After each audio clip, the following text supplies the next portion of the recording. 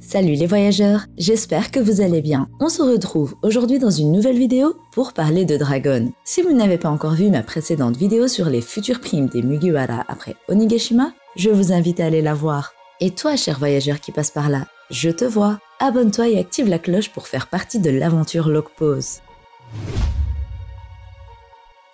C'est très récemment que nous a été dévoilé le réel fruit du démon de Luffy, le Ito Itonomi modèle Nika Dieu Soleil. Dieu Soleil qui avait déjà été mentionné à Skypiea, qui est la source de beaucoup de parallèles entre Luffy et Joy Boy. Les Shandia voulaient un culte à plusieurs dieux, le Dieu Soleil, le Dieu de la pluie, le Dieu de la forêt et le Dieu de la terre. Une théorie avait donc vu le jour quand on a appris que le fruit du dieu Nika existait. Est-ce que des Zoans des autres dieux existent? En effet, aujourd'hui on se retrouve pour parler du dieu de la pluie qui serait nul autre que Monkey D. Dragon. Quant au dieu de la forêt qui est selon moi Im-sama et le dieu de la terre qui pourrait être Sengoku ou le taureau vert, ça fera l'objet d'une autre vidéo. Je trouve que chaque dieu vénéré par les Shandia a droit à sa propre vidéo étant donné qu'ils sont de près ou de loin liés à des personnages très importants dans l'œuvre. Aujourd'hui on commence donc avec Monkey D. Dragon, le dieu de la pluie. Qui est Dragon? Actuellement chef de l'armée révolutionnaire, Dragon est l'un des personnages les plus mystérieux de One Piece. Il nous a été introduit au chapitre 100 à Locktown. Il empêchera le colonel Smoker d'arrêter Luffy et provoquera une tempête dans toute l'île. Même lorsque Luffy est sur le point de se faire exécuter, un tonnerre s'abat sur l'estrade de manière à ce que Luffy soit libéré. Et à ce jour, l'essence de ce pouvoir nous reste toujours inconnue, n'ayant revu Dragon que 3 fois en comptant le flashback de Sabo. Étant à la tête d'une institution directement ennemie du gouvernement, Dragon se doit d'avoir une puissance colossale, d'autant plus quand on voit le niveau de son second. Sur la chaîne, nous avons déjà théorisé plusieurs fois sur les possibles fruits du démon de Dragon, et bien évidemment, toutes les possibilités avaient en leur centre la maîtrise de la météo. En effet, s'il y a bien une seule chose que l'on connaît sur les capacités de Dragon, c'est qu'elles sont liées au temps, la météo. Et quand on apprend qu'un fruit du démon de l'humain modèle du dieu soleil existe, il est normal de se dire qu'il pourrait exister un fruit de l'humain modèle dieu de la pluie. Ito Itonomi modèle dieu de la pluie. Et si justement Dragon détenait ce fruit du démon? C'est une idée extrêmement répandue dans la communauté depuis le chapitre 1044. Et je pense personnellement que Dragon est le dieu de la pluie à l'instar de Luffy qui s'avère être le dieu du soleil par le biais de son fruit du démon. Et vous l'aurez compris, le dieu du soleil n'est pas le seul mentionné dans l'œuvre. Comme on a pu le voir au chapitre 237, il y a 4 dieux différents. Le dieu soleil, le dieu de la pluie, le dieu de la forêt et le dieu de la terre. Ces dieux existent selon moi dans One Piece sous la forme de fruits du démon. En effet, sans son fruit, Luffy ne serait pas le dieu soleil. Il y a donc possiblement 3 autres fruits qui sont détenus par 3 autres personnages, faisant d'eux des dieux au même rang que Luffy. Et quoi de mieux pour Dragon que d'être le dieu de la pluie? En effet, le Zoan Ito Itonomi modèle dieu de la pluie serait le Zoan le plus intéressant pour Monkey D. Dragon. Mais bien entendu, il peut posséder un autre fruit du démon. Mais avant de se questionner sur son fruit, j'aimerais vous parler des dieux de la pluie dans les mythologies. Le dieu de la pluie. Si on s'intéresse à la mythologie grecque, où les dieux ont une grande importance et sont toujours présents, on peut voir qu'un dieu de la pluie existe et ce qui est intéressant à noter est que ses pouvoirs ne se résument pas qu'à la pluie, mais aussi à l'orage, le feu, les nuages, etc. On retrouve le dieu de la pluie dans différentes mythologies, mais je parlerai de 2 dieux qui ont pas mal de points communs avec Dragon. Premièrement, parlons de Tlaloc. Tlaloc est le dieu de la pluie dans la mythologie aztèque, qui est l'un des dieux les plus puissants maîtrisant non seulement la pluie, mais l'eau en général, de la foudre, des tempêtes et de l'agriculture. Il était considéré comme bienveillant car il nourrissait les plantes et abreuvait les êtres vivants, tout comme il pouvait être impitoyable et cruel, et lorsque c'était le cas, Tlaloc créait des tempêtes rasant tout sur son passage. On peut déjà voir les liens avec Dragon qui est bienveillant envers les nations civiles qu'il sauve et prend sous son aile, mais pas que, vu qu'il peut se montrer ferme lorsqu'on touche à ses proches en créant des tempêtes comme on l'a vu sur Locktown.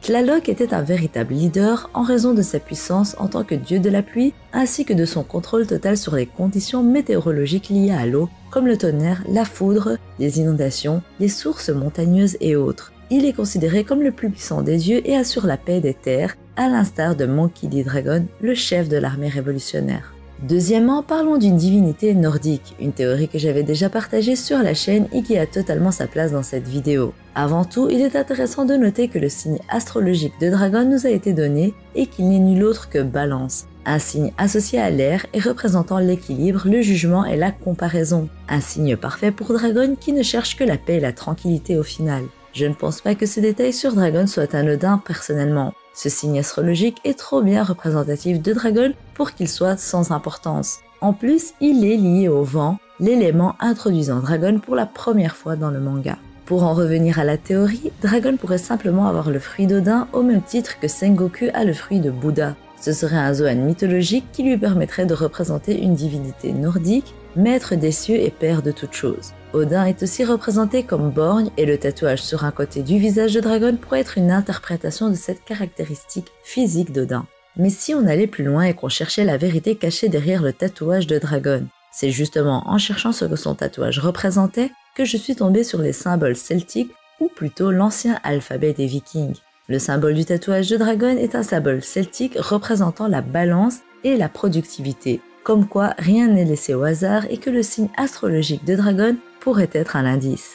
La rune Ingwaz, qui provient de l'ancien alphabet nordique, représente aussi le renouveau, signifiant la fin de quelque chose et amenant quelque chose de plus positif, ce qui correspond encore une fois au renouveau que tente d'amener Monkey D. Dragon en détruisant le gouvernement mondial et Im-sama. Le symbole est appelé Ingwaz et en plus de représenter les caractéristiques précitées, il symbolise aussi la divinité Frey, divinité nordique associée à la prospérité commandant la pluie et les rayons du soleil. Frey est le plus glorieux des As. Il a le pouvoir sur la pluie et sur l'éclat du soleil et par là sur les fruits de la terre. Et il est bon de l'invoquer pour la prospérité et pour la paix. Il a aussi pouvoir sur la fortune des hommes. Un parallèle peut être assez facilement fait entre la divinité Frey qui fait partie de la triade aux côtés d'Odin et de Thor. Et Monkey D. Dragon pourrait tenir ses capacités de contrôler la météo de son fruit du démon de Frey justement. Et le fait que ces divinités soient à invoquer pour la paix et la prospérité concorde avec les agissements de Monkey D. Dragon en tant que chef de l'armée révolutionnaire. Le parallèle entre Dragon et une divinité nordique est un parallèle auquel j'ai toujours pensé depuis sa première apparition.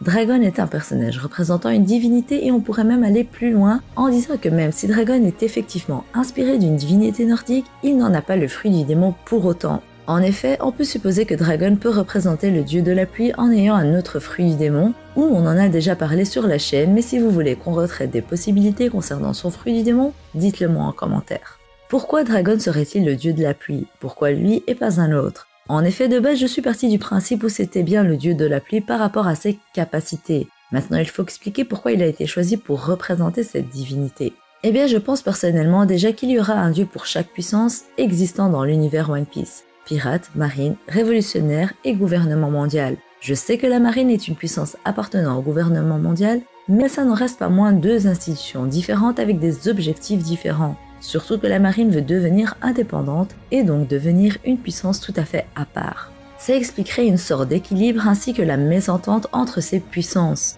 En étant le dieu de la pluie, Dragon s'assure de protéger les civils et les innocents et se prépare à faire tomber le gouvernement mondial de ses orages et tempêtes pour faire régner la paix sur le monde, de la même manière que les divinités Tlaloc et Frey faisaient régner la paix en utilisant leur puissance, en protégeant et abreuvant l'humanité, mais en abattant la tempête quand il y a un problème. Et ce problème dans One Piece, c'est le gouvernement mondial qui impose une hiérarchie dans le monde, légalisant l'esclavage.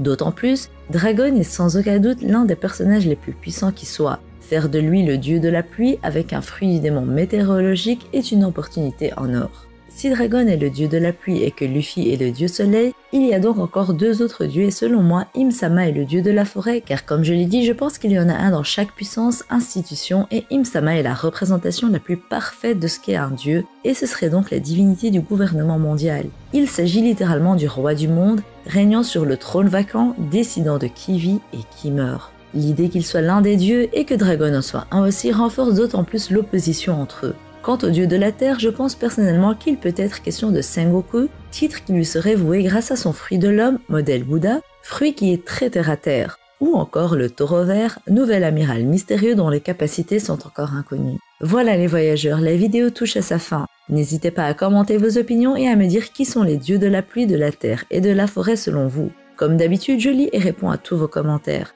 Et si vous n'avez pas encore vu mes précédentes vidéos, je vous invite à aller les voir. N'hésitez pas à me suggérer des idées de top que vous voulez que je fasse. Sur ce, je vous dis à la prochaine et d'ici là, portez-vous bien. Bisous!